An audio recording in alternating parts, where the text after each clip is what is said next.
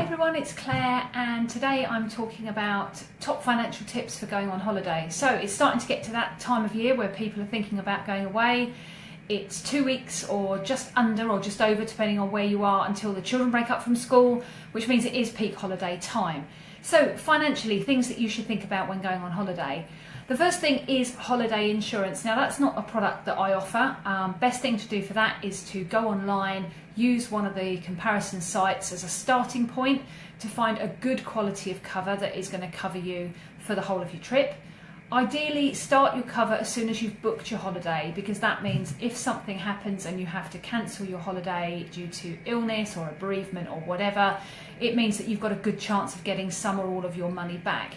If you actually wait until the day before you go and you've booked your holiday some months in advance, obviously there could be something that could possibly stop you going, and then you could miss out on getting a refund, which could be quite expensive, and you will miss out on going on holiday. The other things that you should think about are pre-booking for things like hire cars and also for airport parking. If you turn up at the airport and just stick your car in the long stay car park, you will not get as good a rate as you could if you have pre-booked, or if you've chosen a deal which involves an overnight stay plus a hotel car park option with a shuttle bus and that type of thing. So again, it's definitely worth having a look at it. A 2-week stay when you go away and you park in the car park can be a couple of £100, and actually if you can save a chunk off that, that can really help. The third thing I'm going to talk about today is holiday money, currency. So if you're going outside of the UK, you're going to need some sort of currency, whether that's euros or dollars or dirham or whatever it is where you're going. And when you do that, you need to find the best way of getting the money that's going to give you the most protection and not cost you an absolute fortune. Unless you are on a very last minute deal and you have had a surprise holiday sprung on you by your husband at the very last minute, do not buy your currency at the airport. It is the worst place that you can buy it. You really will pay more in terms of fees and charges. They sometimes dress it up and say that there is no conversion fee or there's no minimum charge, but in fact all that happens is they build it into the rate, so they don't give you as many euros or dollars for your pound as you would get if you went elsewhere. The best way to find currency to take abroad for the actual cash that you need to take is to either look on something like the MoneySavingExpert.com site and look on the currency calculator, and it will tell you based on when you're going the best possible places for you to get your currency. Or the other option is for you to actually use a cash point when you go abroad and actually take the money in local currency out of a hole in the wall machine.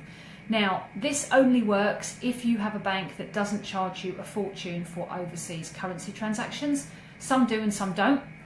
Most often they will charge you a one-off admin fee, usually £3 or £5 for using a foreign cash point. So if you do go down this route, make sure that you go to the cash point and you take the maximum amount that it will let you in one go. So take out £200, £300 or the equivalent currency in one go, so that you only pay one £3 charge for the £300 that you've taken out.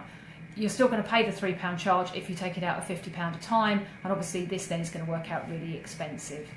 The other thing you should look at is if you have got a credit card that doesn't charge you for buying things abroad. So I've got a post office MasterCard. That's one of the few that don't charge you for overseas spending. So when I go abroad, if I go to a shop and I can pay by card, I use my MasterCard.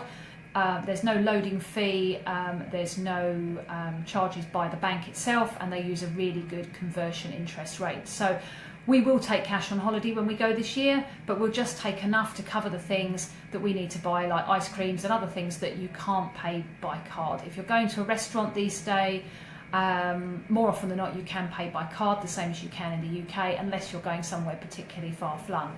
So do a bit of homework before you go away, because actually you can save yourself quite a bit of money by paying for your currency in the best way, rather than just going to the bank or the airport and taking your money out there. And don't discount the supermarkets. A lot of them have got bureau de change in them now, and sometimes they have got good rates and they've got deals on. Places like the post office offer a service where if you have surplus currency in notes, you can take it back after your holiday and they will change it without charging you any further commission. That can be good if you're going somewhere that's got an unusual currency that you're not likely to use again, Obviously, if you end up with a few spare euros or dollars and you know that you're likely to be going to the Eurozone or to America again, you could just keep them in the cupboard and then you've got them for next time you go. You don't necessarily need to change them back, but if you have got a currency that's more unusual, you don't necessarily want to keep that and not be able to use it. So there we go. That's it for me today. Have a lovely weekend, and any questions you've got, you know where to find me. Thanks then. Bye.